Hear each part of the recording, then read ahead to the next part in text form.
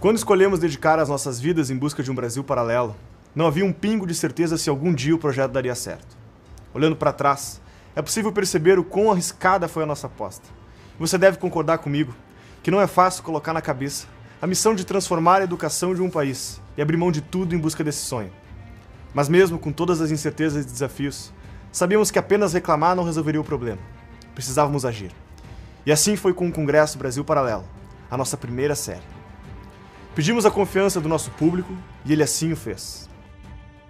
Nossos membros compraram o desafio conosco e permitiram que alcançássemos voos maiores.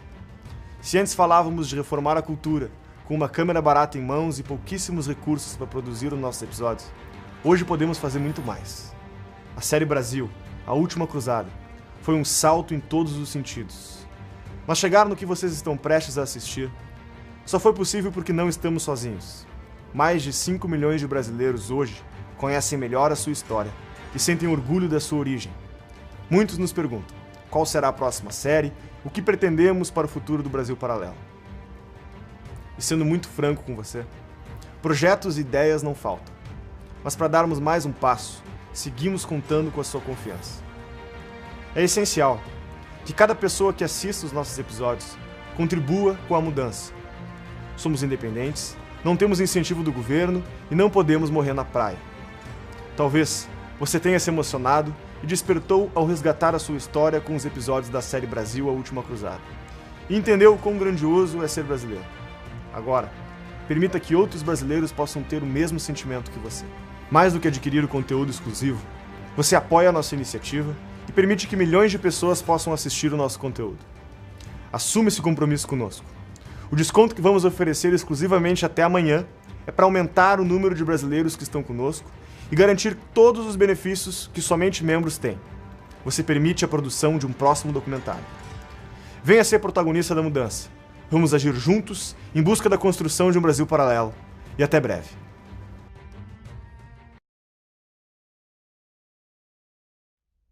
No ano de 700, por volta de 700, surge a fé muçulmana. A entrada foi muito rápida. Pouco a pouco foram tomando as vilas, foram tomando as cidades. Um grupo de nobres da França se reuniu e formou uma ordem. Essa ordem foi a Ordem dos Templários.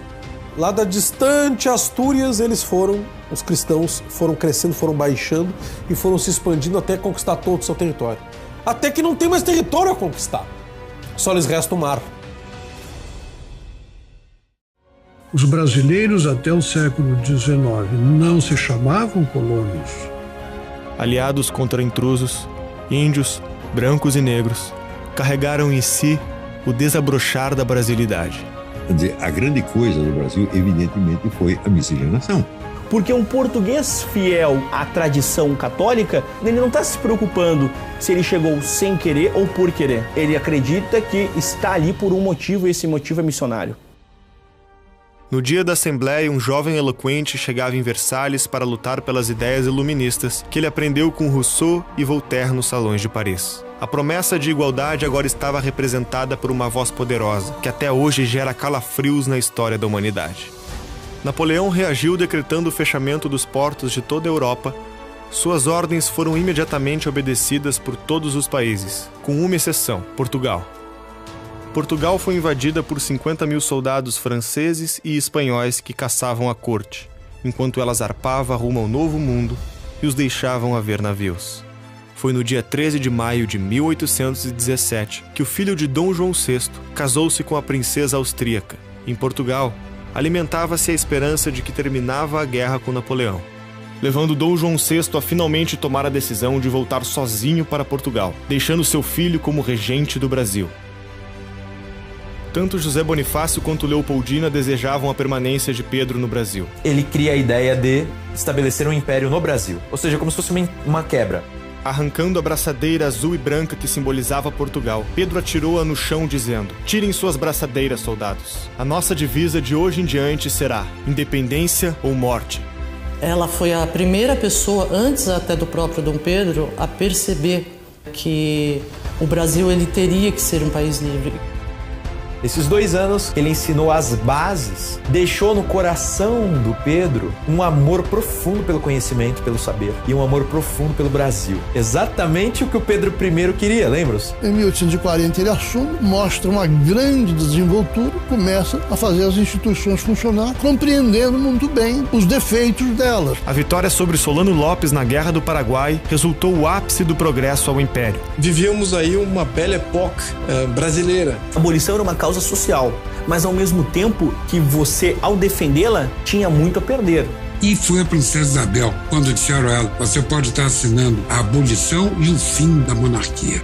Ela disse, eu pago qualquer preço para libertar esses homens. Havia pessoas com interesses em que a monarquia fosse substituída. É o exército armado, na rua, sem nenhum apelo popular, indo avisar para um ministro que você não tem mais o cargo e não se atreva a retomar. A república é um regime, nasceu da disputa de 2 homens com uma mulher. No dia seguinte, os republicanos decretaram a expulsão da família real do Brasil. Mais tarde, dirigiram-se à Câmara Municipal, na improvisada cerimônia onde proclamaram a República.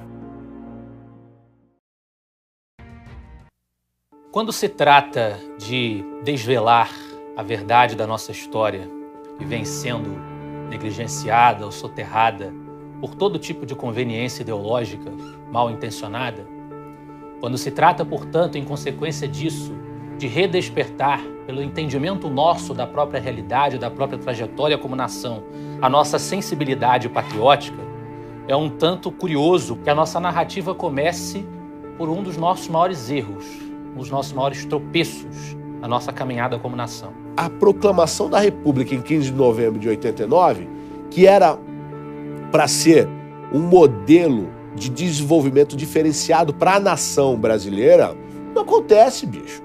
E não acontece justamente porque não tem uma análise, um olhar atento ao que é o ser brasileiro, o que é essa realidade nacional, o que é esse mosaico de culturas dentro do território como um todo.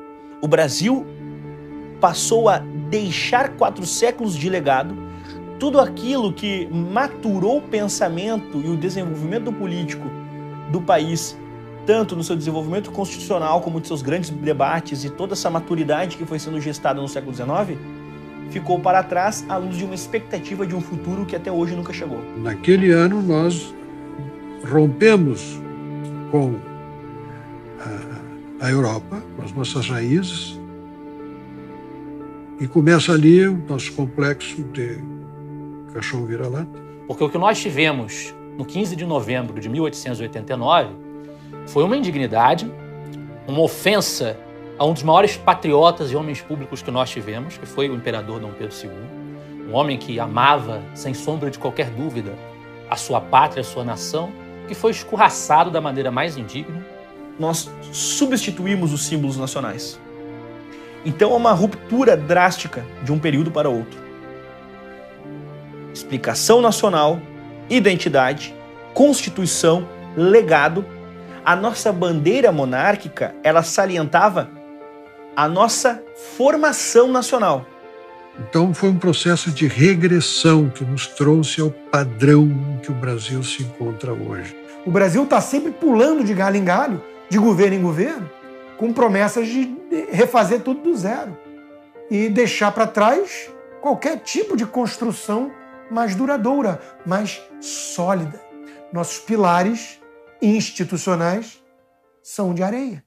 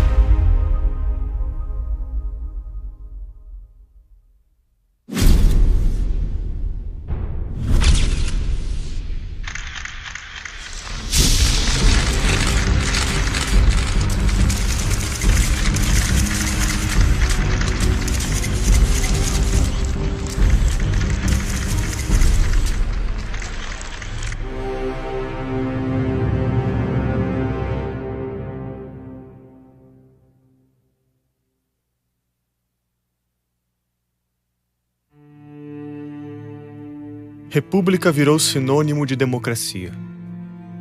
Mas será que é assim mesmo? Faz sentido essa típica confusão moderna em que não se distinguem regimes e formas de governo? Atualmente, a maioria dos países se define como república. Mas é difícil dizer qual é de fato o regime político dessas nações. A Coreia do Norte leva o nome oficial de República Democrática Popular da Coreia, mas o mundo todo sabe que se trata de uma ditadura comunista comandada pelo herdeiro de uma dinastia imposta à força. A China é outro caso. Embora se autodenomine uma república popular, é governada por um partido único, uma poderosa oligarquia que se perpetua no poder. Já o Reino Unido tem um estável e secular sistema representativo. Fundado sobre uma monarquia parlamentarista, na qual o poder emana do povo e em seu nome é exercido, revelando que a democracia não é exclusivamente republicana. Austrália, Canadá, Dinamarca e Japão também são exemplos de monarquias constitucionais, com progresso, desenvolvimento e respeito às liberdades. É claro que há muitas repúblicas igualmente democráticas e livres. Estados Unidos, Suíça e Alemanha são ótimos exemplos de repúblicas federativas com democracias bem constituídas, sistemas eleitorais específicos e instituições em pleno funcionamento. Disso tudo, concluímos o óbvio. Não é a nomenclatura que define o que é um regime democrático. Para entender a forma de governo de um país é necessário entrar na sua história, estudar as raízes de cada povo e sua cultura, o seu complexo conjunto de crenças, valores, sonhos e aspirações, seu imaginário e seus mitos fundantes.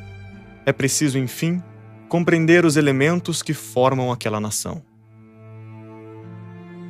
Há quem pense que um dia um país vai dormir e acorda democrático no dia seguinte. Quer dizer, falta a perspectiva de que uma construção lenta, paciente, por tentativa e erro, sempre sujeita a retrocessos, às vezes sujeita até mesmo a rupturas, que você volta a uma situação ditatorial, aí você tem que começar a construir de novo, né?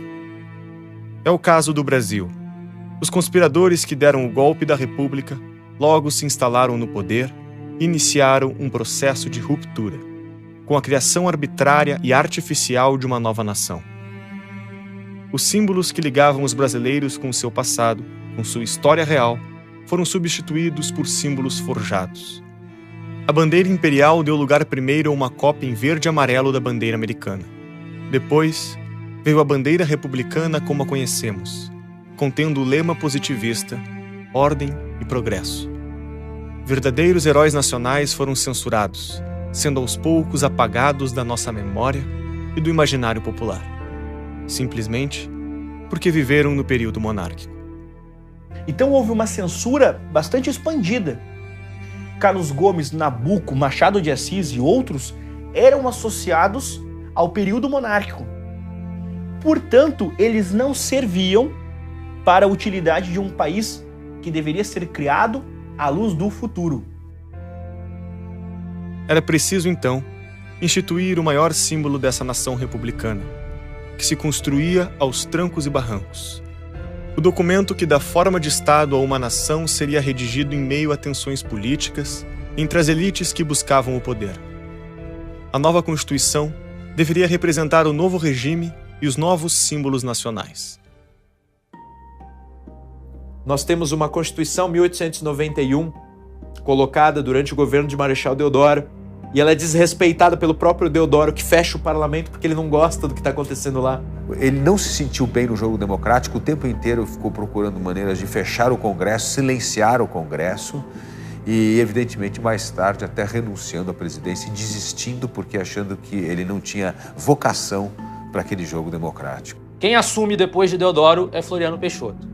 Ele faz uma declaração no seguinte sentido: eu acho que a podridão que existe nesse país só pode ser resolvida com uma ditadura militar. Esse é o papo do Floriano Peixoto. E ele reprime violentamente. Reprime os monarquistas, reprime a liberdade de expressão, níveis extremos. É um dos regimes os governos mais repressores que o Brasil teve, é o de Floriano Peixoto. Mas, pelo menos, ele passa o mandato para o sucessor civil. Com a posse de Prudente de Moraes, a cooperação entre o Estado e as oligarquias se fez presente no Brasil com força máxima. As oligarquias dos estados vão se vinculando entre elas e você vai formando esse estamento burocrático, que era um grupo que mandava completamente e submetia todo o restante a ele. O café representava mais da metade da nossa economia. Para se legitimar junto a tamanho poder, o governo passou a aceitar as ordens dos oligarcas do setor. Tinha muito a ver com a anomia que se instalou, uma vez que a coroa, unidade simbólica, e o poder moderador saem de cena. E é isso que segura as elites oligárquicas das regiões. Então, começa a ver um duelo clânico. Era um duelo de famílias, de clãs, as oligarquias se enfrentando. A política do Brasil na República Velha é isso, é um duelo de clãs. O conluio entre as forças políticas e econômicas virou uma lei tácita. Do café do início do século passado às empreiteiras do novo milênio, pouca coisa mudou. Mas o fato é que um grande sistema de corrupção e troca de favores se instalou. As relações de promiscuidade entre poderosos passaram a ser a regra. Os barões do café de São Paulo e Minas Gerais, principais produtores da commodity, eram apoiados pelas oligarquias dos outros estados da federação. Juntos, todos defendiam seus interesses perante o governo federal. Este, por sua vez, tratou de se acertar com as esferas estaduais, chegando ao acordo de que não interferiria nas políticas locais, desde que recebesse o devido apoio dos governadores. Finalmente, no âmbito municipal, o conluio era forçado, a cabresto. Os grandes latifundiários, conhecidos como coronéis, possuíam um controle político de uma determinada região. O coronelismo nada mais é do que uma pessoa ter nela mesma um poder social. O coroné. Olha isso. O voto era secreto e era declarado em voz alta, o que permitia a pressão dos coronéis sobre os eleitores para que votassem em seus afiliados políticos. O cara tem um poder que ele amplia em toda essa área de atuação. O seu círculo de latência, a sua mão tá. E a sua mão tá e vai dizer para quem que o cara, o fulano de tal, vai votar. Para manter essa estrutura. Os coronéis, como título formal, já havia durante o Império, mas o poder, a relevância, né? Aquela coisa ruim que a gente aprende depois nos livros de história, só aconteceu depois do fim do Império Brasileiro. Antes, eles eram muito controlados e enquadrados pelo imperador. Além da coerção padrão, outros expedientes eram utilizados. Compra de votos, votos fantasmas e até mesmo violência física. Tudo isso azeitado com o dinheiro que vem basicamente do nosso único grande produto, que é o café. Essa república nossa, que mais tarde vai se chamar de República Café com Leite, ela é azeitada com dinheiro que vem do campo, que mantém a estrutura política, que vai manter a mesma ideia do dinheiro que vem do campo. Cadê o industrialismo aí? A industrialização está onde? Não está. Então, quando se fala no federalismo da República Velha, autonomia dos estados, federalismo decantado em prosa e verso, isso é um pouco de ilusão, aliás, muito de ilusão. E, na verdade, essa autonomia dessas elites, que permanecem as mesmas, né, que estão garantidas ali na sua posição pelo presidente, ela se deve à chancela do poder central. Uma coisa depende da outra o tempo inteiro. Ou você tá no poder e tá vivo, rico, feliz, ou você tá fora do poder, tá pobre e morto. Ou seja, é um ciclo vicioso que não se corrompe. Você não tem um outro ciclo virtuoso para compensar isso aqui. Você não tem industrialização no Brasil. Por exemplo, convênio de Taubaté, feito no início do século XX. O que foi isso? Os grandes produtores produziram muito, o preço do café ia cair. O que o governo faz? Compra o excedente da produção para manter o preço do café. Para que isso? Para manter o dinheiro desses produtores injetando neles também. Então é que eles criam logo no começo ali, na Primeira República, né? República Velha, como eles chamam, foi o funding loan. O funding loan nada mais foi do que um comprometimento de dívida externa com bancos ingleses para financiar a agricultura e pecuária no Brasil.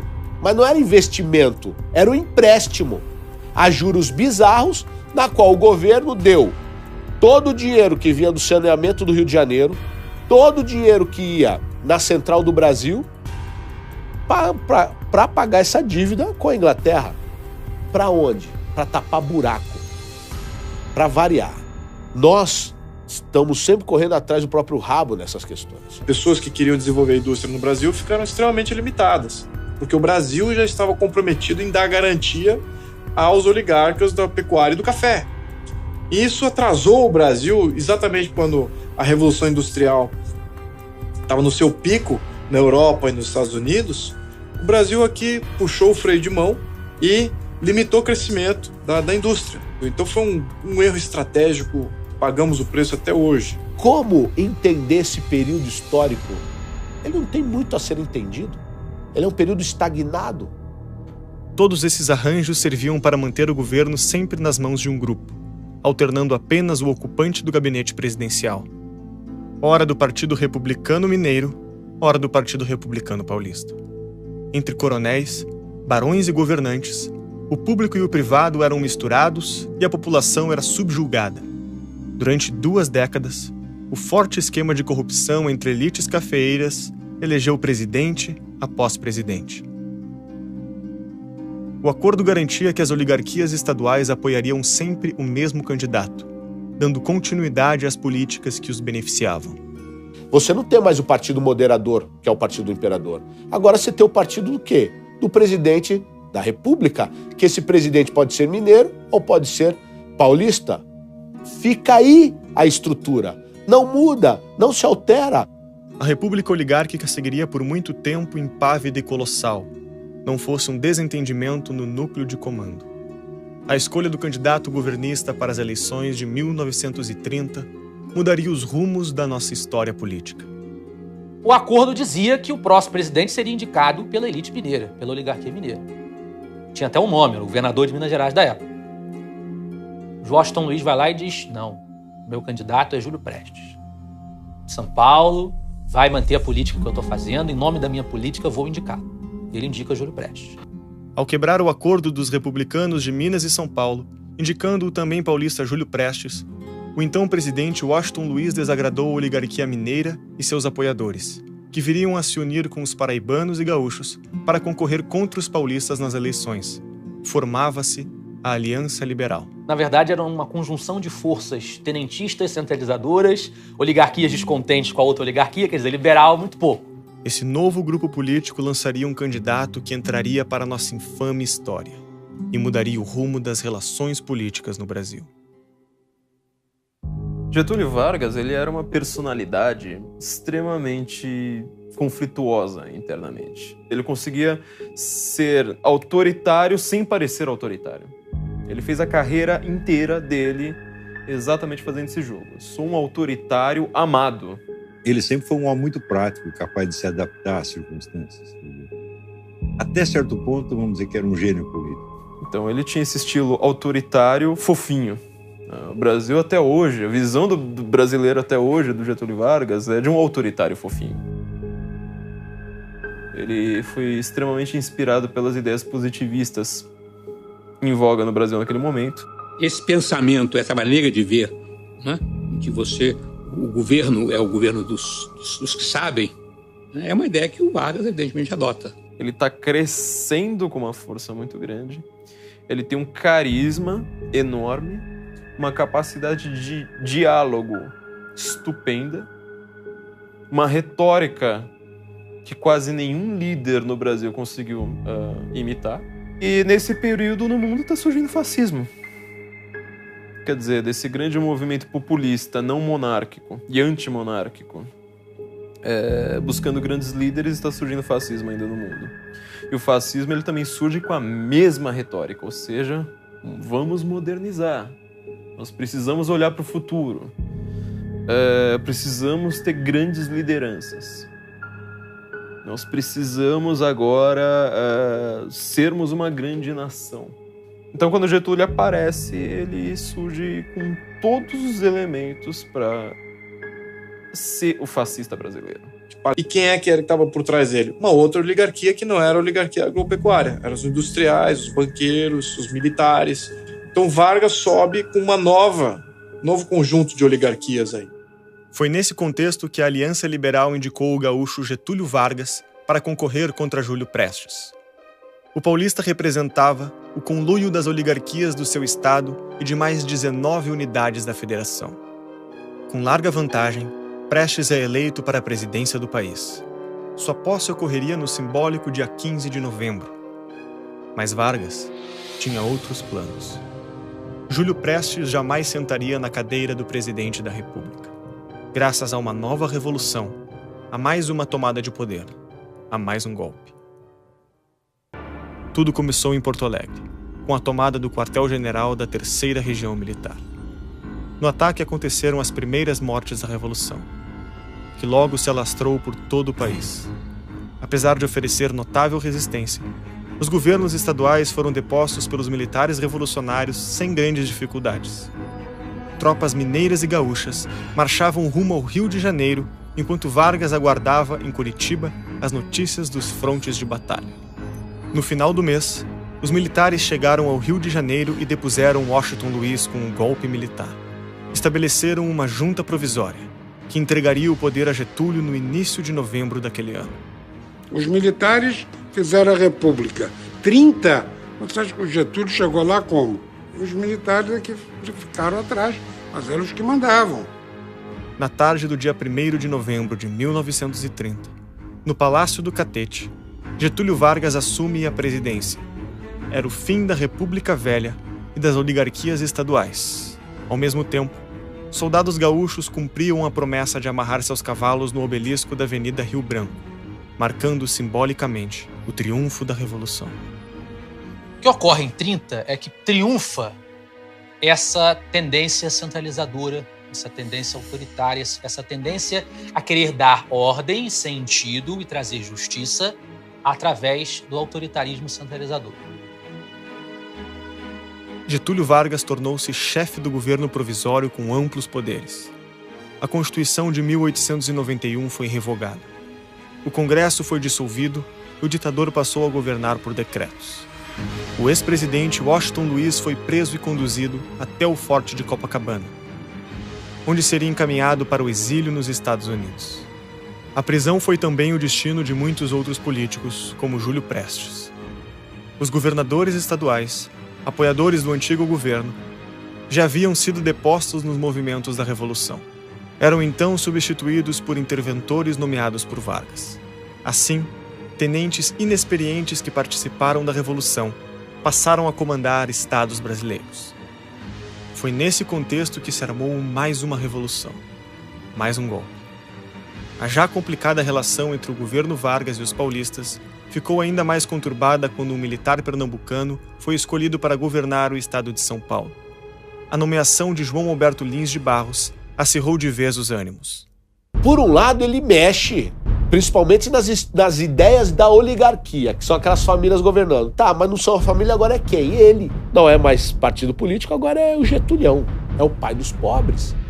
Numa forma de governo extremamente populista. É o período que o personalismo político se sobrepõe às instituições. E por não cumprir a sua promessa de entregar uma Constituição, os paulistas revoltaram, né? E Getúlio Vargas mandou sufocar os paulistas. Se o Brasil teve guerra civil, a guerra civil foi essa. Cansados das interferências da ditadura de Vargas e inconformados com a falta de uma Constituição Federal, os paulistas já arquitetavam uma revolta armada. Em 23 de maio de 1932, durante um protesto contra o governo Vargas, 4 jovens paulistas foram mortos por tropas getulistas. A tragédia foi o estopim para que, em 9 de julho daquele ano, fosse formada a Junta Revolucionária MMDC. O nome do grupo era formado com as iniciais dos jovens assassinados. Num país tomado pelas instabilidades políticas, os novos confrontos já não assustavam tanto. Após 3 meses de guerra civil, com mais de 200 mil homens envolvidos, as tropas getulistas venceram as paulistas. A rendição se deu no dia 2 de outubro. Em 3 de maio de 1933, foram realizadas eleições para a Assembleia Constituinte, que daria as bases para a nova Constituição do país, em 1934. A nova Constituição foi aprovada e, com ela, em eleição indireta, Getúlio Vargas foi finalmente eleito presidente da República.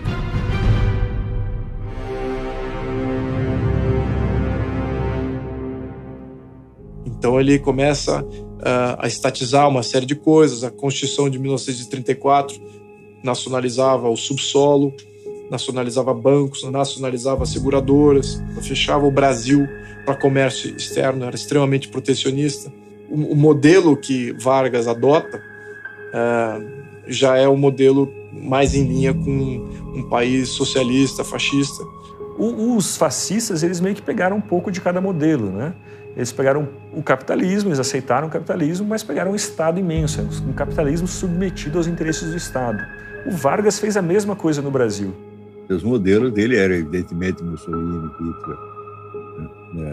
Inclusive, ele tinha certas similaridades mentais com Hitler. A apreciação por Nietzsche, tanto ele quanto Hitler sabiam trechos inteiros do Nietzsche de cor.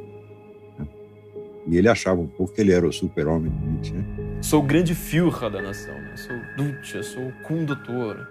Eu vou tirar a gente do ostracismo e levar este país para frente e para o futuro, apontar para o futuro. Ele foi considerado por muitos historiadores como o brasileiro, ou o presidente brasileiro mais importante de todos. É difícil discordar de uma sentença como essa, de uma análise como essa, porque boa parte do Brasil de hoje ele foi construído por Vargas. Esse Brasil que já largou praticamente toda a história para trás. O Vargas ele consegue assim, quase colocar assim, um novo Gênesis 1 a respeito do Brasil. Naquele momento, o Getúlio quer construir um outro Brasil, mas com base em outros elos. Quais elos? Por exemplo, no carnaval e o futebol. Bom, eu não tenho nada contra estas duas coisas, mas se você precisa tirar os valores principais, que são os valores identitários, e no lugar deles você precisa colocar um esporte e um evento festivo, né, que é quase uma válvula de escape aí para o povo brasileiro, você de fato está rebaixando o povo. Tem tudo a ver com a história do fascismo e do comunismo, que é o Estado cooptar a identidade nacional e produzir essa identidade nacional a partir do Estado, que vai, então, formando a identidade das pessoas a partir da propaganda centralizada que ele faz. Vai criando uma identidade nacional. Tem uma frase que, tirada de contexto e mal interpretada, é muito injusta, na minha opinião, que o patriotismo é o último refúgio do canalha. E ali eu acho que ele quer dizer o nacionalismo.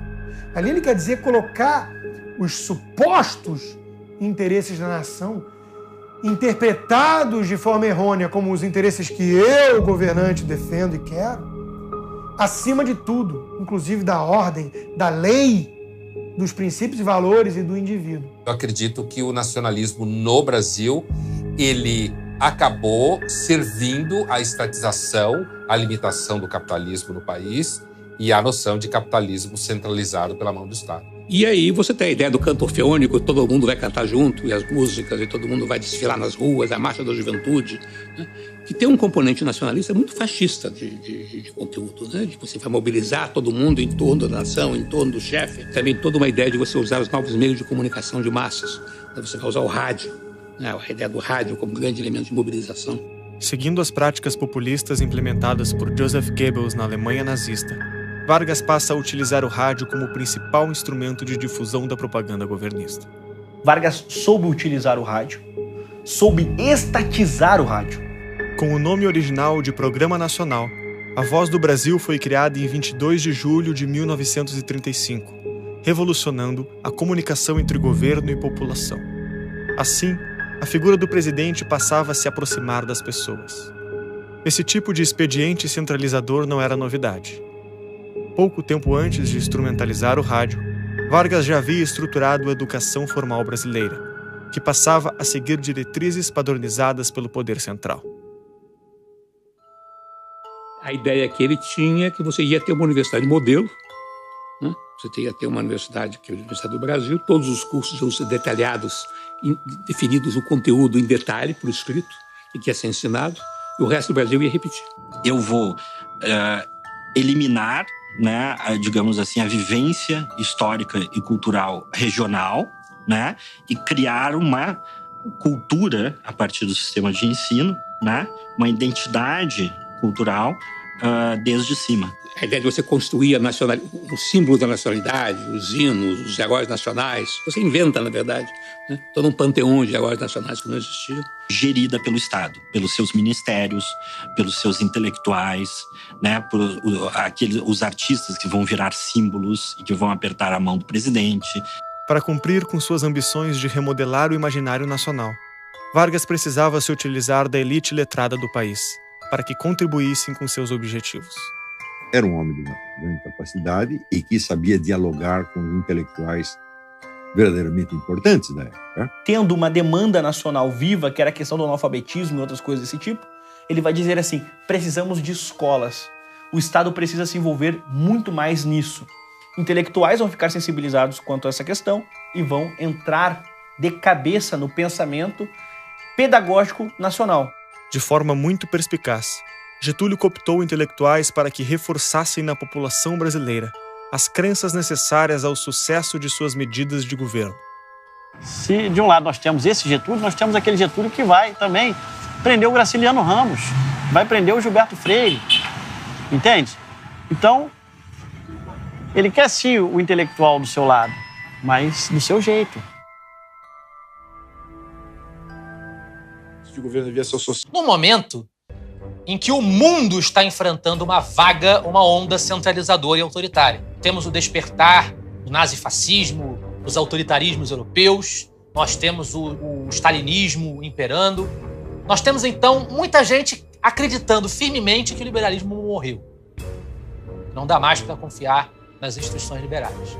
Era o período também de esfacelamento das monarquias europeias.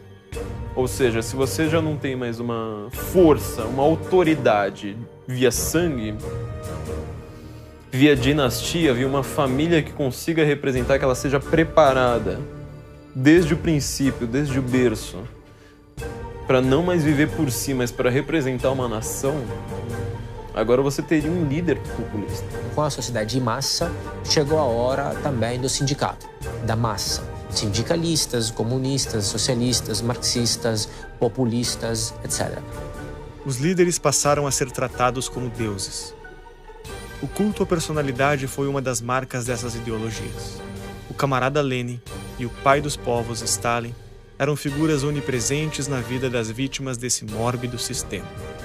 O mesmo vale para Il Duce Mussolini na Itália e o Führer alemão Hitler. O que é o fascismo?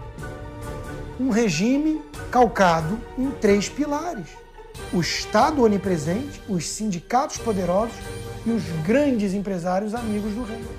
Esse é o tripé do fascismo. Esse modelo é de direita?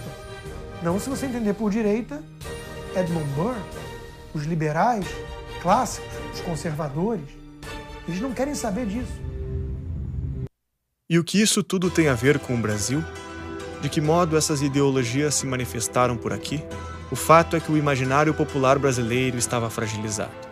Sem referências históricas, sem uma construção natural e real de um senso de nacionalidade desde o golpe da República, a invasão de ideologias estrangeiras estava facilitada.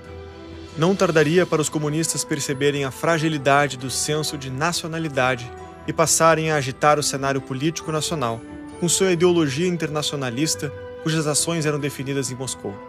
As primeiras manifestações socialistas, anarquistas do Brasil já vinham desde o começo da República, né, com a vinda dos primeiros imigrantes italianos para o Brasil e alemães.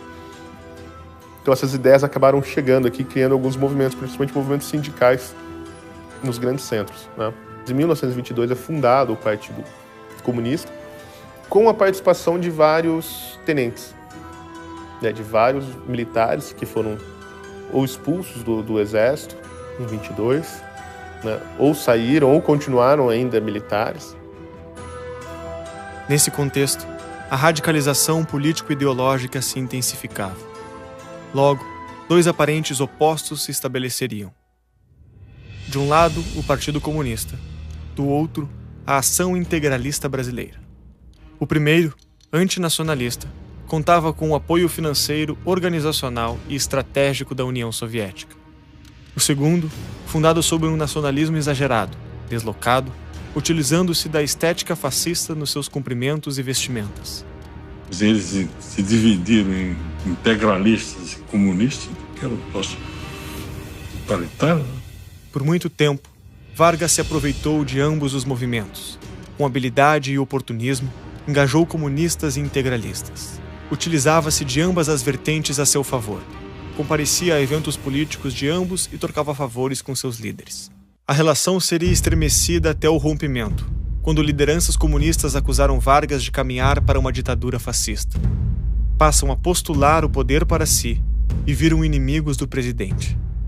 O primeiro grande ataque foi feito pelos comunistas, em mais uma tentativa de golpe que a jovem República Brasileira assistiu. O capitão do exército convertido ao comunismo, Luiz Carlos Prestes, comandou um levante, a Intentona Comunista. Prestes articulava diretamente com a direção da Internacional Comunista, que mantinha junto ao golpista um grupo de militantes comunistas internacionais. Dentre estes, figurava a companheira de Prestes, a alemã Olga Benário. Agitados pelo Prestes, acontece aquele movimento fadado ao fracasso da Intentona Comunista, os quartéis, os comunistas ensaiando uma rebelião. Apesar do apoio dos tenentistas, os ideais comunistas não haviam sido bem recebidos pela grande maioria das forças armadas, que reagiu ao movimento. Após a Intentona, Prestes e sua esposa Olga viveram foragidos clandestinamente no Brasil por mais alguns meses, mas acabaram presos em 1936. Então, a narrativa que fica é a de que Olga era uma coitadinha e tudo mais. Mas não era. Era uma comunista ligada à KGB. Ou seja, se as suas ideias e suas ações vingassem no país naquela época, o Brasil poderia ter se transformado em Cuba, ou no que é a Venezuela hoje. A Intentona Comunista serviu de pretexto para Vargas perseguir não só comunistas, mas também anarquistas, sindicalistas e até políticos liberais adversários. Novas leis restringindo liberdades individuais foram impostas. A desculpa era o combate à subversão, mas a realidade era a concentração de poder nas mãos de Vargas. Logo após a Intentona, as eleições se aproximavam e Vargas poderia perder a presidência pela via democrática. Foi nesse momento que Getúlio se aproveitava de um falso plano que representaria uma nova revolução comunista para justificar a necessidade de dar um golpe de Estado.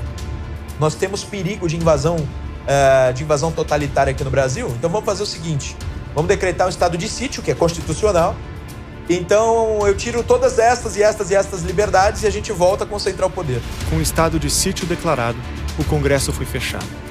O poder legislativo e o judiciário foram suspensos.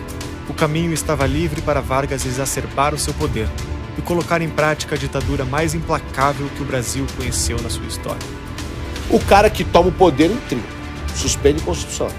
Aí, por pressões paulistas, faz uma Constituição em 34. E aí, 37, quando teria a votação para ele sair fora, o cara me dá um golpe igual Hitler, que é o fogo do hashtag, e proclama o Estado Novo, colocando uma Constituição extremamente centralizadora, ditatorial. Em 10 de novembro de 1937, o antes golpista e agora ditador Getúlio Vargas se dirige ao povo brasileiro com um manifesto à nação, promulgando uma nova Constituição e instaurando o Estado Novo. Com a finalidade de justificar as medidas autoritárias e centralizadoras, Vargas disse: é a necessidade que faz a lei. Tanto mais complexa se torna a vida no momento em que passa, tanto maior há de ser a intervenção do Estado no domínio da atividade privada. Que tão somente institucionaliza o governo discricionário que o Vargas já vinha praticando. Ele que, por índole, por temperamento, por personalidade, era incompatível com a democracia, jamais se compatibilizaria com ela. Estabelece, então, a ditadura mais completa que o Brasil teve na sua história, que é o Estado Novo. Esse período é o período de eclipse, de obscurecimento de toda a nossa tradição liberal, o período mais fechado que nós temos, mais sombrio nesse aspecto. Quando José Bonifácio disse que o brasileiro seria o novo ateniense se não caísse na tirania de Estado, era sobre esse exato momento que ele falava. Vargas é a personificação da tirania de Estado. O novo Brasil, o Estado Novo, era resultado dos anseios de poder de seu governante. Por decreto, Vargas extingue todos os partidos políticos, atitude emblemática de quem busca o poder total. Todos os prefeitos passavam a ser nomeados pelos governadores dos estados. Os governadores, por sua vez, eram nomeados por Vargas. Era a falência da democracia. Além de controlar todas as instâncias, Vargas queria mesmo era diminuir o poder dos estados, inaugurando a era da federação de mentira que temos até hoje. Para isso, um ato simbólico foi realizado. Uma cerimônia digna da Alemanha nazista, as bandeiras dos estados foram queimadas.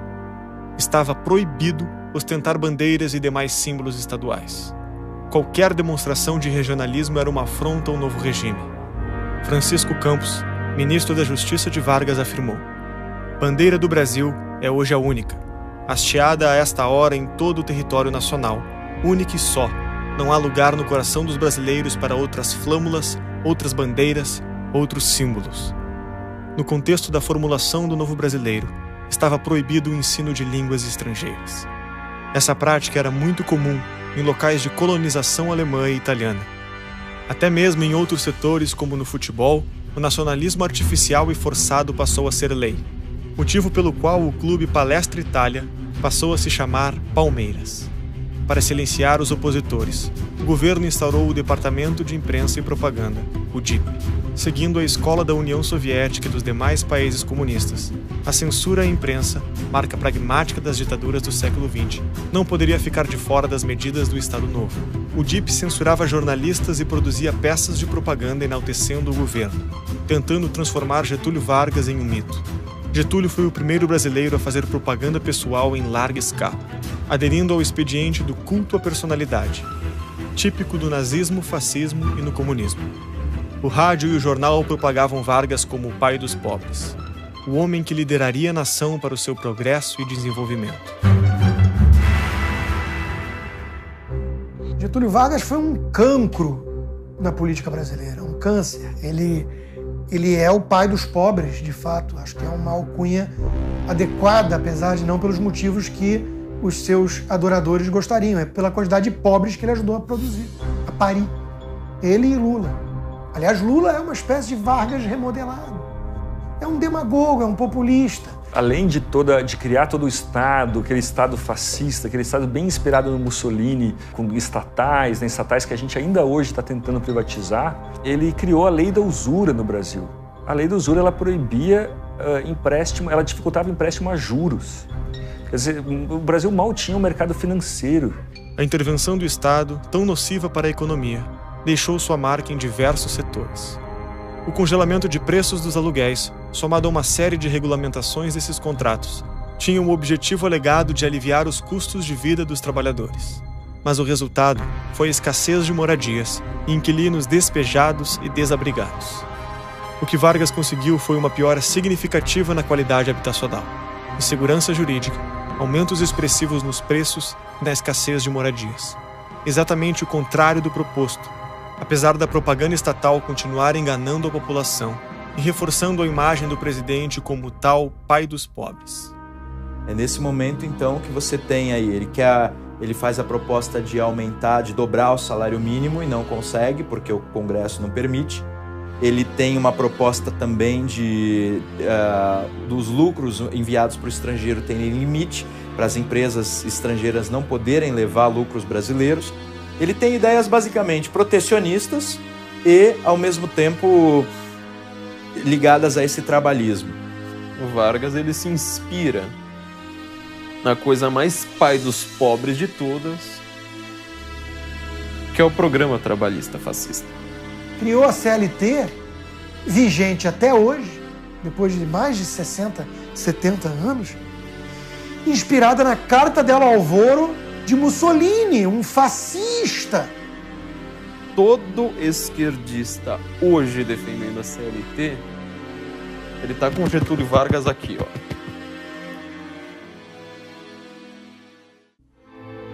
No longo prazo, as leis trabalhistas prejudicam os trabalhadores, aumentando o chamado custo Brasil. Por que investir no Brasil é tão desvantajoso? Impostos e encargos trabalhistas oneram em excesso as empresas, gerando a inflação que corrói o valor dos salários, diminuindo seu poder de compra, resultando no empobrecimento geral do povo. O custo Brasil faz com que empresas contratem menos pessoas e afasta investidores estrangeiros, que preferem economias que dão mais retorno ao seu investimento. Quem defende a CLT no Brasil hoje? Quem defende o legado de Vargas como positivo? Quem defende os sindicatos fortes? Quem defende um Estado onipresente e intervencionista? Lembrando do slogan de Mussolini, nada fora do Estado, tudo pelo Estado, tudo para o Estado. É a esquerda. Daí a gente conclui que o fascismo é de esquerda. Mas isso pode dar nó na cabeça de muita gente, que aprendeu a repetir que fascismo é só de direita. Esse é o político que Lula, que Dilma, que Cristóvão Buarque, que, sabe, Ciro Gomes, toda a esquerda brasileira atual se inspira. Na hora de falar, olha, o Brasil ele se modernizou, o Brasil é um país novo, o Brasil, a gente quer manter os nossos direitos, a gente quer criar direitos trabalhistas. Isso é varguismo 2.0. É a história do Brasil que a gente não aprende na escola. O populista olha para a próxima eleição, o estadista para a próxima geração. Ou seja, falta no Brasil estadista. Falta quem esteja preocupado com as políticas de Estado, não com as políticas de governo apenas. É o velho pão e circo. Você dá, realmente, assim, dá umas migalhas ali para a população. Com o pão que a própria população fabricou, você só pega o pão para você e devolve umas migalhas, a população fala, sem esse político eu não teria migalhas. Concentrar poder demais no Estado, nesses sindicatos em simbiose com os grandes empresários, isso é tudo aquilo que o liberal não defende. O capitalismo não é isso. O capitalismo não pode ser um capitalismo de compadrio, de laços. Isso é outro modelo, que chamam, inclusive, de capitalismo por tática perversa contra o capitalismo. Então há uma conexão em termos de mentalidade estatista, intervencionista e autoritária que liga o Marquês de Pombal a Vargas e vai estar presente em Vargas, no regime militar e depois no projeto lulopetista que começa com Lula e termina na Dilma. Essa ditadura, que eu considero muito séria, em números objetivos, ela matou mais do que o período militar no Brasil. O período militar, tantas vezes citado e lembrado como o grande atentado de nossa história democrática, na verdade, perto do período Vargas, e inclusive no contexto da dificuldade de acessar fontes do próprio período Vargas, foi uma brincadeira de criança. Como todo ditador, Vargas tinha o desarmamento da população como um de seus planos centrais. Ele instituiu lá uma campanha de desarmamento, sobretudo contra os inimigos dele lá no Nordeste. Daí os caras se desarmaram e foi lá e matou todos. Né? Quer dizer, era um monstro, certo? Claro, um psicopata total. Vale a pena esse contraste de uma frase, né, do Vargas, quando ele se refere a seus ministros, em que ele diz que metade dos meus ministros é incapaz e a outra metade é capaz de tudo. Então você vê exatamente que tipo de gente cercava Getúlio Vargas, né? O Brasil tem uma cultura antidemocrática que enaltece essa figura paterna freudiana que vai cuidar do povo, do berço ao túmulo. Vargas se apresentou como o pai. Lula se apresentava também como pai. Foram homens que estrategicamente compreenderam a nossa orfandade. Nós não temos, ainda que o comportamento coletivo muitas vezes remeta a isso, o brasileiro ele não sente falta de um Messias, o brasileiro sente falta de um pai. É um filho desamparado. E por isso refém de todas essas perversidades ideológicas. Como resultado direto dos desdobramentos da Primeira Guerra Mundial, novamente as superpotências se viram em um conflito global. De um lado, liderados por Inglaterra e Estados Unidos, as forças ocidentais haviam se unido na luta pela proteção de seus valores liberais e democráticos, representando o que o mundo conheceu como os aliados. Do outro, o eixo era representado pela Alemanha nazista e pela Itália fascista, que defendiam regimes autoritários e centralizadores. Getúlio era altamente simpático ao eixo, nazismo e fascismo. Vargas, que era essa personalidade que estava sempre defendendo extremos, ele começa a guerra torcendo pro eixo. E ele tá querendo entrar na Segunda Guerra apoiando o eixo. O Brasil de Getúlio Vargas ainda não havia entrado na guerra. No entanto, a simpatia ideológica do presidente brasileiro pelos países do eixo estava estampada em seus atos de governo. O que direitos trabalhistas tem a ver com a Inglaterra industrial liberal? O que direitos trabalhistas vão ter a ver com qualquer potência livre no mundo? No entanto, nós fomos à guerra ao lado dos aliados. Por quê? Muita gente vai falar do acordo econômico da CSN, da siderúrgica, para construir a siderúrgica, para ter a base aqui. Então Vargas topou. Muita gente vai falar disso.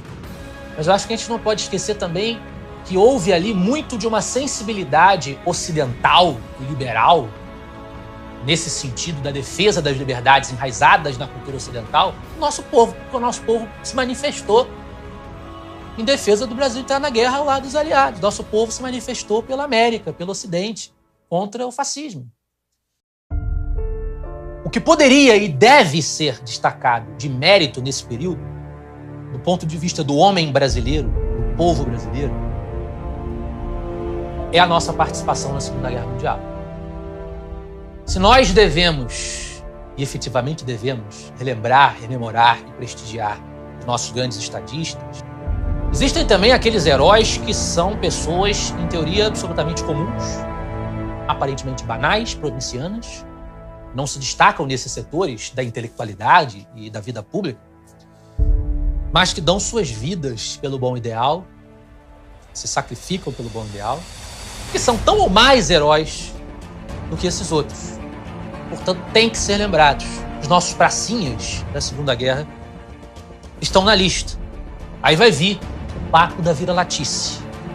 Porque eram muito poucos, porque eram batalhas periféricas, porque correu um monte, porque estávamos preparados, porque foi uma piada. E aí fazem troça de homens que foram lutar na Europa, no Velho Mundo, e se sacrificam por aquilo, fazem troça, em vez de se orgulhar do sacrifício desses homens, desses grandes brasileiros. Os nossos pracinhas são lembrados até hoje pela maneira como eles lidaram com a população local, terem tratado os italianos, Montese, Monte Castelo, as cidades onde as batalhas brasileiras se deram. Nós tivemos muitas baixas, mas nós vencemos as batalhas. Em que eles são lembrados pelo trato afável com as pessoas, pela maneira como eles lidavam com as populações, que não era fria, que não era distanciada, compartilhando comida, inclusive refeição, com aquele povo que eles libertavam do jugo nazista. Então esse é um grande feito do Brasil, tem que estar presente se nós quisermos trazer à tona a nossa sensibilidade patriótica. São nossos heróis de guerra, nossos veteranos, que em todos os países são homenageados, aqueles que lutaram na guerra, e que no Brasil muitas vezes são ignorados, são desprestigiados.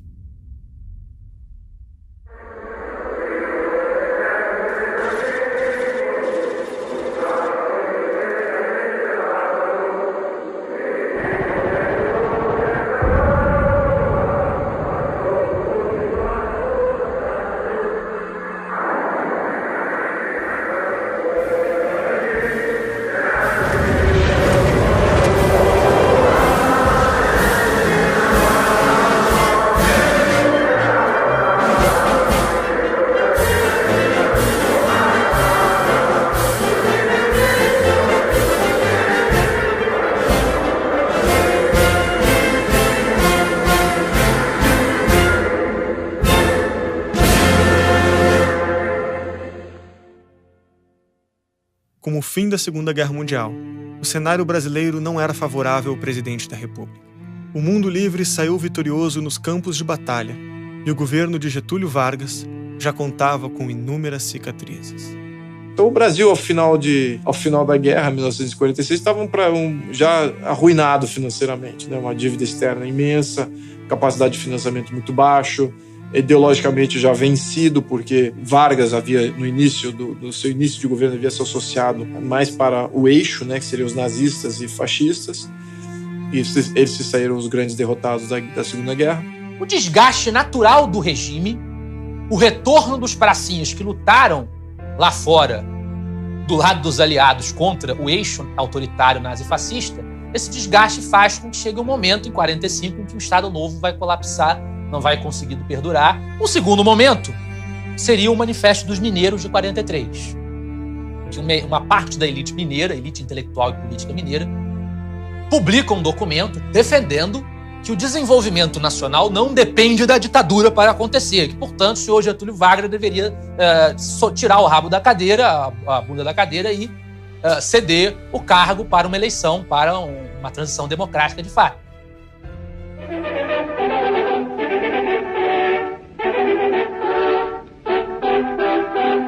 Amigo ouvinte, aqui fala o repórter Esso, testemunho ocular da história. E atenção, atenção, ouvintes. Renunciou o presidente Getúlio Vargas. A decisão presidencial foi anunciada depois que forças da Vila Militar, sob comando do general Renato Paquet, avançaram pela rua Paissandu rumo ao Palácio Guanabara. Assumiu o governo o ministro José Linhares, presidente do Supremo Tribunal Federal. Nunca tive medo dos comunistas. Sou contra o comunismo.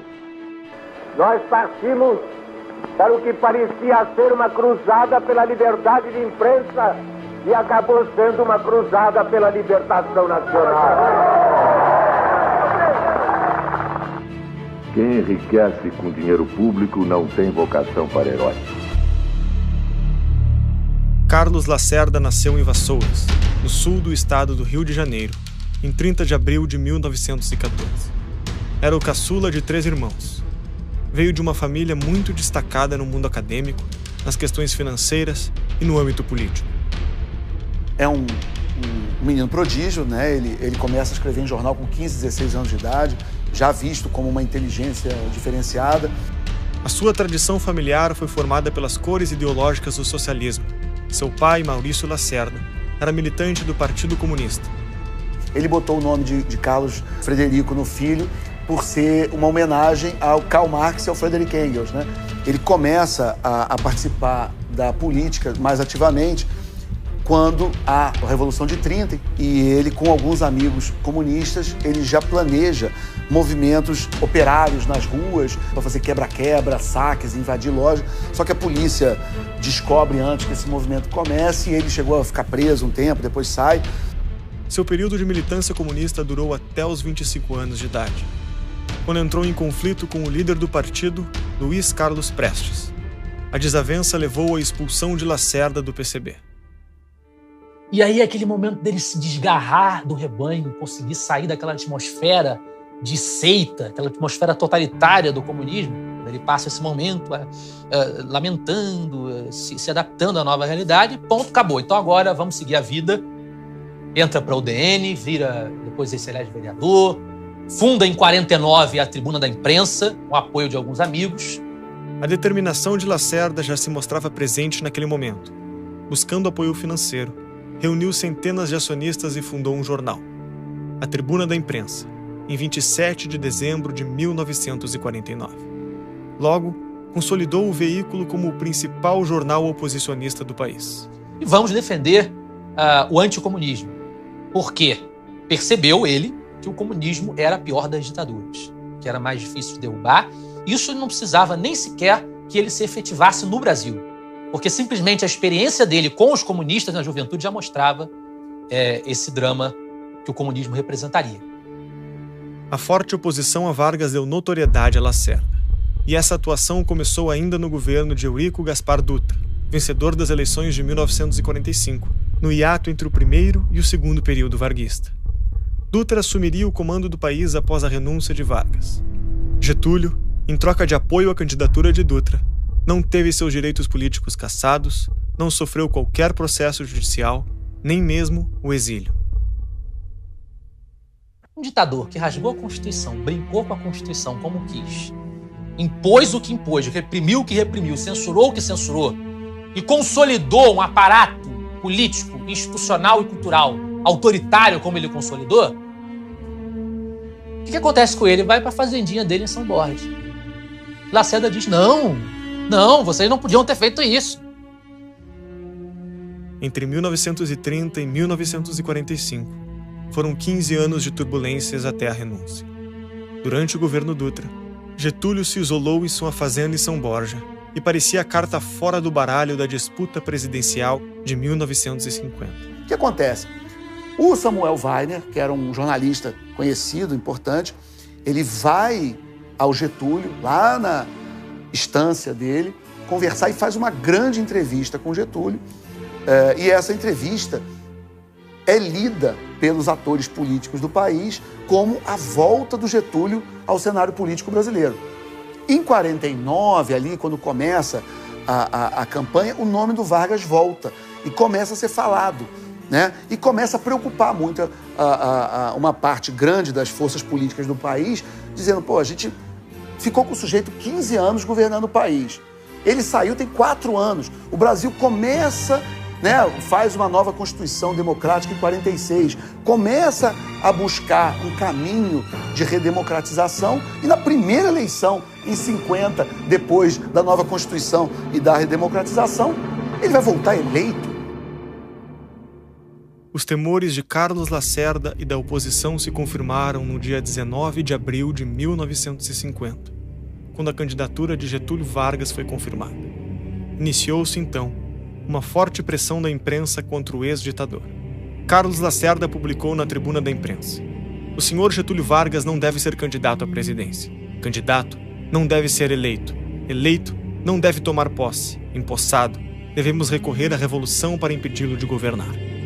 Getúlio Vargas, com 68 anos, percorreu todas as regiões do Brasil em sua campanha eleitoral, visitando um total de 77 cidades. Fazendo valer a sua fama de populista, Getúlio se reapresentou ao povo brasileiro como o pai dos pobres. Em sua oratória, voltou a sustentar a sua velha política patrimonialista, mas agora com tintas progressistas. E o Getúlio, que tinha sido um ditador de orientação quase fascista, aliado aos comunistas, aos sindicatos, virou uma espécie de herói progressista. Durante essa jornada, Getúlio proferiu uma das sentenças mais inesquecíveis da sua vida. Se for eleito em 3 de outubro, no ato da posse, o povo subirá comigo as escadas do catete e comigo ficará no governo. Vargas vai adjetivar a ideia de político. E a sociedade vai entender que Vargas não era político. Porque há discursos de Vargas, ele dizendo de forma enérgica, os políticos, com distanciamento. E ele era um político, evidentemente. Mas a sociedade não encontrava nele um político, encontrava um pai. Vargas personificou a ideia de poder moderador, vai criar um distanciamento entre a ideia de político e o seu próprio exercício de governo. Tanto é que ele volta nos braços do povo. Ele vence as eleições. Em 3 de outubro de 1950, Getúlio Vargas sai vitorioso da eleição presidencial, com 49% dos votos. A partir da volta de Vargas ao poder, agora legitimado pelo voto popular, Carlos Lacerda intensificava seus ataques ao presidente.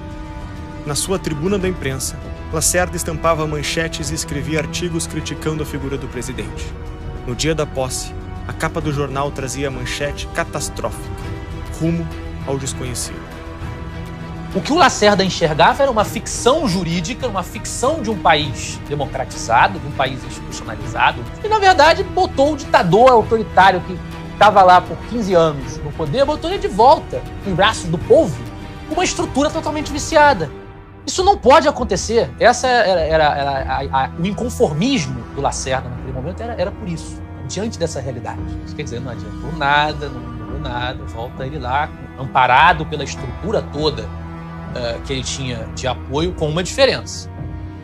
Agora, você tinha uma elite na imprensa, grupos na imprensa que já fariam oposição a ele, porque não estava mais sob o estado de sítio, estado de domínio absoluto, censura absoluta do Estado Novo. Agora tem imprensa, tem a tribuna da imprensa do Lacerda. Vão dar ao Lacerda a possibilidade dele falar na televisão. Então a coisa é diferente agora. Vargas vai ter que lidar com pressão. Quando ganha a eleição e assume nessa eleição de 1950, ele resolve criar um grande grupo de comunicação governista para dar um contraponto governista a o que ele considerava essa imprensa oposicionista. O que ele faz? Ele pega o Samuel Weiner, que era jornalista, e ele dá um jeito, né, basicamente dos bancos públicos, Banco do Brasil e tal, de dar um caminhão de dinheiro para o Samuel Weiner, para ele virar de uma hora para outra de repórter para um dos maiores empresários da comunicação do país.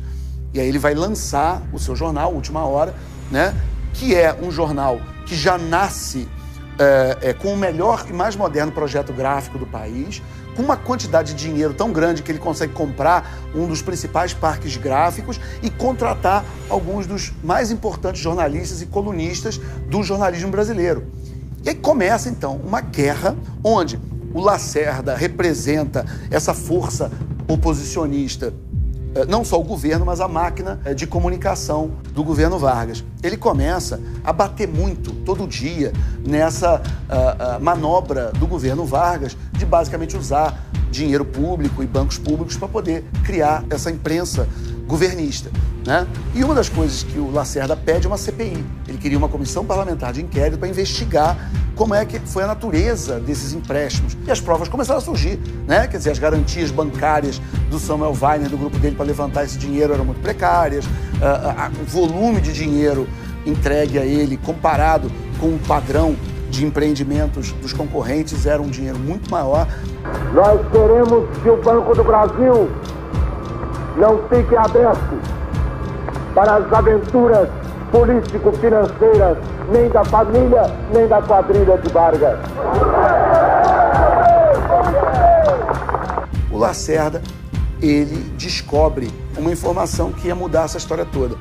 O Brasil tinha uma lei que proíbe grupos estrangeiros de controlar grupos de comunicação. Carlos Lacerda, ele descobre que o Samuel Weiner, na verdade, não era brasileiro. Os pais deles, judeus, tinham emigrado para o Brasil e os pais mudaram os documentos, a certidão de nascimento dele, para ele ter benefícios de brasileiro nato, mas foram documentos adulterados. Quando Lacerda descobre, no dia seguinte, a manchete da Tribuna da Imprensa era Samuel Weiner não é brasileiro. Que fez ele quando as portas do Banco do Brasil se abriram para dali sair o dinheiro em que um estrangeiro e um aventureiro se locupletaram. É indispensável que ele deixe de panos quentes e ele, que não teve escrúpulos para rasgar uma Constituição, rasgue a última hora. Esses eventos acabam levando a uma rivalidade extrema entre Lacerda e Vargas, intensificando-se até um acontecimento que mudaria drasticamente o rumo da política brasileira. E atenção, atenção! Informa o Globo no Ar em edição extraordinária. Rio de Janeiro urgente. Ocorreu há poucos minutos na rua Toneleiros, em Copacabana, um atentado a tiros contra o jornalista Carlos Lacerda. Ele voltava para casa acompanhado de seu filho Sérgio e de um oficial da aeronáutica. Há pelo menos uma vítima fatal. Voltaremos a qualquer momento com maiores detalhes sobre o atentado. Na noite do dia 5 de agosto de 1954, percebendo a aproximação de um atirador, o major Rubens Vaz, guarda pessoal de Carlos Lacerda, tentou impedir que o jornalista fosse assassinado. Me voltei para trás para dizer adeus ao Vaz. Eu vi um sujeito com um chapéu desabado, um mulato atravessar a rua, estava parado do outro lado, atravessar a rua e vir para trás do automóvel, uma distância de uns 3 metros do automóvel. Mas foi uma coisa instantânea, que imediatamente ele abriu o paletó, sacou uma arma e começou a atirar. E de repente, quando eu olho assim, atrás do automóvel, eu vejo um corpo caído. Quando eu olho, eu Vaz. Então os militares querem investigar e saber quem matou esse major da aeronáutica. É montado, então, um inquérito policial militar, um IPM, e dentro dessa possibilidade de ter sido a mando do governo, ter sido a mando do Getúlio Vargas, chegam no Lutero Vargas, no filho dele, chegam no irmão, né, no Benjamin. O próprio Lacerda acreditou que a ordem para fazer aquilo veio do irmão do Vargas. Chega-se ao nome da guarda pessoal do Vargas, que era o Gregório Fortunato. Então eu, Coronel Scarpa, vou perguntar ao Gregório a quem devia, como chefe da guarda, imediata obediência. Era o chefe da Casa Militar e é o presidente da República. O fato é que isso é interpretado como uma política de Vargas, ou seja, era um cara do gabinete de Vargas que teria tirado. Então Vargas passa a ser visto como um tirano injustificável. Aí o Lacerda vai falar com o Zenobe da Costa, general, olha, vocês têm que resolver isso, a crise está aí, vocês têm que fazer com que esse cara saia daí, fala com ele para ele sair, para ele renunciar. Com o desenrolar das investigações sobre o atentado da Rua Toneleiro, a pressão para a renúncia de Getúlio Vargas vinha da imprensa, do poder político e da população brasileira. O país entra em crise profunda, manifestações nas ruas, pancadaria. A crise era tão forte que o vice-presidente Café Filho chegou a sugerir para Vargas que ambos renunciassem a seus mandatos. Vargas recusa a proposta. Com todos os setores da sociedade mobilizados contra o presidente e em favor de sua renúncia, o Brasil estava prestes a conhecer um dos maiores traumas da sua história. E atenção, atenção, senhores ouvintes, atenção para essa edição extraordinária do Globo no Ar. Acaba de se suicidar no Palácio do Catete o presidente Getúlio Vargas. Repito, acaba de se suicidar no Palácio do Catete o presidente Getúlio Vargas. Continue ligado, mais informações a qualquer instante.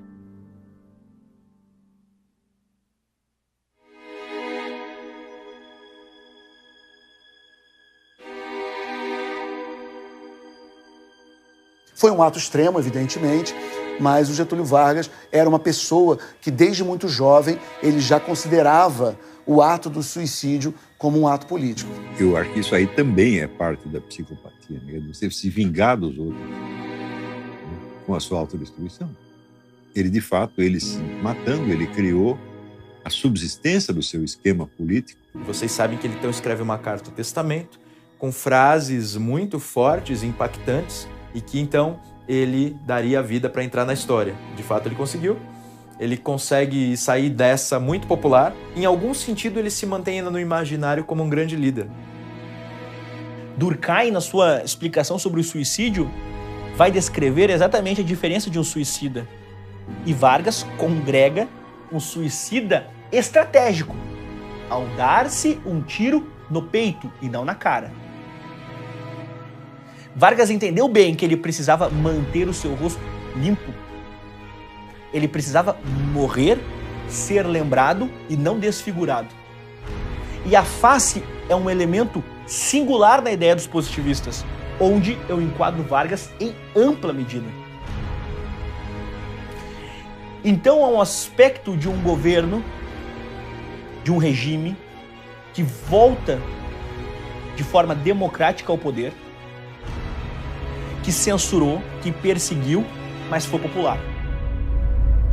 Aí nós temos uma mudança política, diferentemente de Dom Pedro II, que congregava sensibilidades a uma necessidade do Brasil de ter políticos com força, incisivos, coléricos. E Vargas vai ter inaugurado essa tradição de eu preciso de um político que seja pai, que tenha força, que exerça autoridade.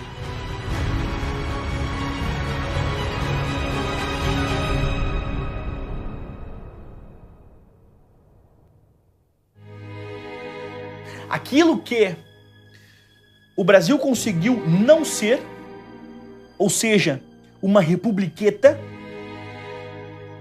com Vargas o Brasil passa a ser uma republiqueta caudilhista, vazia de sentidos e com uma possibilidade de ressignificação que é, infelizmente, o nosso câncer até os nossos dias.